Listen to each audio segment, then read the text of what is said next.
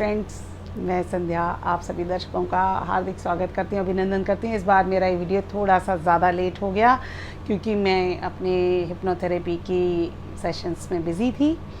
तो आज हम बात करने वाले हैं पुराना सब्जेक्ट, मेरा मनपसंद सब्जेक्ट, क्रिया योग।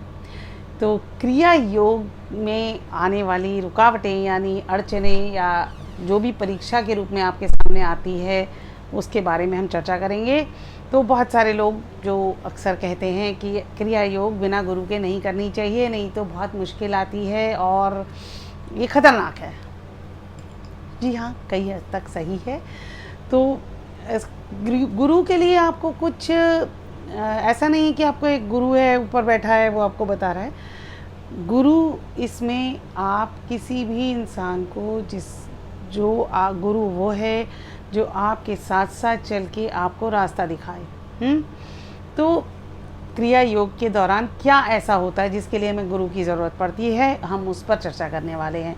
तो सबसे पहले तो ये जानिए कि जैसे ही हम क्रिया योग का अभ्यास करते हैं तो जैसे जैसे हम आगे बढ़ते हैं वैसे वैसे क्या होगा कि जो हमारे उभाड़ आते हैं, यानी चाहे वो फिज़िकल है, चाहे मेंटल है, चाहे स्पिरिचुअल है, वो जो चीज़ हमने जहाँ पर छोड़ी थी या जहाँ पर हमें लगता है कि जिसकी वजह से वो ब्लॉकेज आई थी, उस ब्लॉकेज को जब आप खोलेंगे, जैसे सोचिए कि आपके डब्बे हैं, 7 एनर्जी सेंटर्स हैं, वो ऐसे ऐसे बंद होते गए। तो जो भी आपकी लाइफ में फिज़िकल, चाहे चोट के रूप में, चाहे कोई इमोशनल ट्रॉमा या कोई भी इंसिडेंट वो आता है, तो जल्दी से आपकी कुछ बॉडी में चेंजेस आते हैं। बहुत सारे चेंजेस ऐसे होते हैं जो हम जान नहीं पाते लेकिन वो आ जाते हैं। तो अब उसके लिए क्या होता है कि वो बंद हो गया। अब वो बंद हो गया जैसे, तो क्या होगा कि उस जगह पर ब्लॉकेज आती है। सबसे ज़्यादा जो ब्लॉकेज आती है उसके कारण होते हैं कफ। जी हाँ, तो कफ क्या करेगा? कफ हमारा बहुत बड़ा प्रोटेक्टर भी है, बॉडी बिल्डिंग के लिए भी कफ बहुत ज़रूरी है। तो कफ क्या करेगा कि उस चीज़ को कवर कर लेता है। मोस्टली जो ब्लॉकेजेस हैं, अगर हम फिज़िकल लेवल पर देखें तो कफ के रूप में आती हैं। कफ और वात यानी हवा बिगड़ना और उसके साथ उसका स्ट्रक्चर बिगड़ना। जब हवा बिगड़ेगी तो स्ट्रक्चर बिगड़ेगा। जैसे आप जानते हैं कि हवा चलती है बहुत तेज़ तो पेड़ भी, बड़े बड़े पेड़ गिर जाते हैं, उसी तरीके से। तो जो ब्लॉकेजेस आती हैं उनको हम कैसे डील करें? हाँ, तो ब्लॉकेजेस आने के समय अगर वो फिज़िकल ब्लॉकेजेस हैं, हाँ, उसमें जैसे आपको मैंने बताया कफ, वात, हाँ, तो खास करके इस एरिया के जो सेंटर्स हैं, एनर्जी सेंटर्स हार्ट तक, वो थोड़े से कफ और उससे ही प्रभावित हो जाते हैं। हार्ट तो खैर सेंटर में है। तो उसमें करना क्या है? सबसे पहले तो जो कफ है उसको डील करने के लिए, जैसे इस एरिया में आपको कुछ ब्लॉकेजेस आते हैं, उसका उभाड़ कैसे बनेगा? हो सकता है आपके यहाँ पे कुछ दर्द चालू हो जाए। जी हाँ, दर्द बहुत बड़ा इंडिकेटर होता है। तो उसको कैसे ट्रीट करें? जैसे आपने पहले शुरुआत करी तो आपकी टेल बोन में यानी लोअर बैक में बहुत पेन शुरू हो गया, तो उसके लिए थोड़ी बहुत एक्सरसाइजेस और साथ के साथ सिकाई वगैरह नेचुरल तरीके से आप करिए। लेकिन याद रहे, इन चीज़ों को सही करने के लिए आप अगर एलोपैथिक तरीका अपनाते हैं तो वो ब्लॉकेज आपकी थोड़ी सी और मतलब लंबी खिंचेगी, क्योंकि वो ब्लॉकेजेस जो एलोपैथी है वो क्या करती है कि आपकी वाइटैलिटी को यूज़ करके उस समय गाड़ी खींच देती है।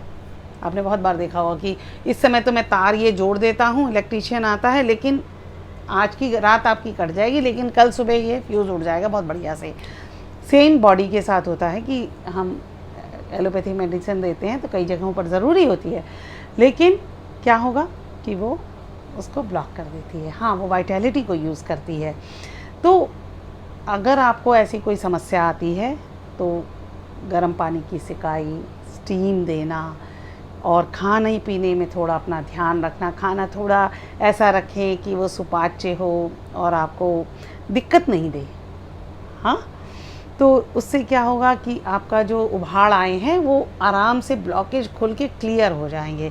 खास करके ऐसा भोजन जैसे हरे मूंग की छिलके वाली दाल, लौकी, तोरी, परवल, जो भी लाइट है वो खाएंगे तो वो आराम से चला जाएगा। और बाहरी एक्सटर्नल रूप में आप क्या कर सकते हैं, सिकाई कर सकते हैं गर्म पानी से, गर्म पट्टी से, जैसे भी। और जैसे मैंने बताया कि जैसे कफ है और यहाँ पर एकदम फ्रोज़न सा हो जाता है, तो क्या करना है, स्टीम दीजिए ताकि आपका ये निकले। जी हाँ, जो आपने ब्लॉक कर रखा है, जो कि बहुत सारे हम जुकाम खांसी की जो दवाइयाँ लेते हैं वो सब वहीं पे रोक देती हैं ना, आपको लगता है कि आपको आराम मिल गया। तो उन उभाड़ों से निपटने के लिए या उन उभाड़ों को सही करने के लिए तो सबसे पहले आपको वही नेचुरल तरीके अपनाने होंगे। और ये याद रखिएगा कि जो भी उभाड़ आया है, अगर आपने उसको सही ढंग से डील कर लिया तो वो वाली प्रॉब्लम आपकी हमेशा के लिए ठीक हो जाएगी, जड़ से ठीक हो जाएगी। उसी तरीके से ये तो हमने बात कर ली फिज़िकल उभाड़ों की। फिर कुछ बात करते हैं इमोशनल उभाड़ों की। जैसे हमें कोई मेंटल ट्रॉमा या इमोशनल सिचुएशन कुछ ऐसी थी जिसको हम डील करने में हम नहीं कर पाए, तो बॉडी की हायर लेवल की जो वाइटलिटी थी उसने लेके आपको ज़िंदा रखा। उस केस में वो ट्रॉमा जब होता है, उस ट्रॉमा से डरिए मत।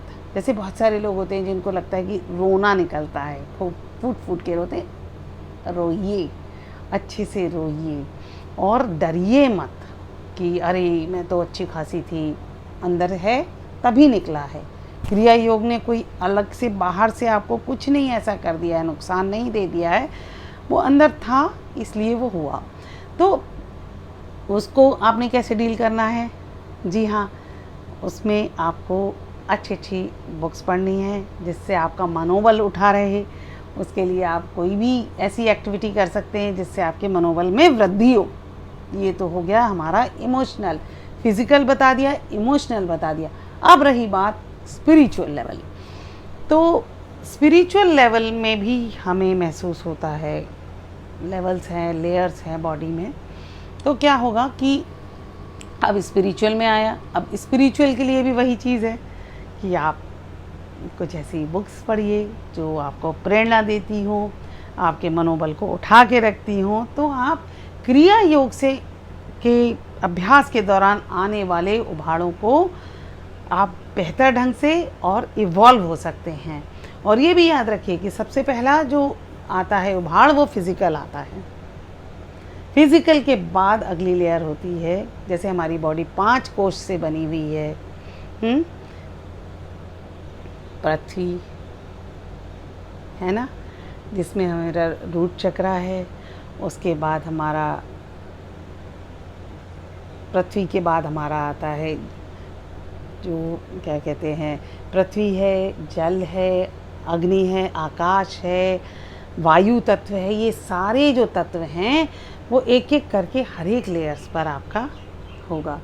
तो करते रहिए अभ्यास। अड़चनों को आप अपनी रुकावट ना बन के अपनी ग्रोथ के लिए इस्तेमाल करिए। फिर मिलते हैं, दुआ कीजिए मैं जल्दी से दूसरा वीडियो भी लेकर आऊँ।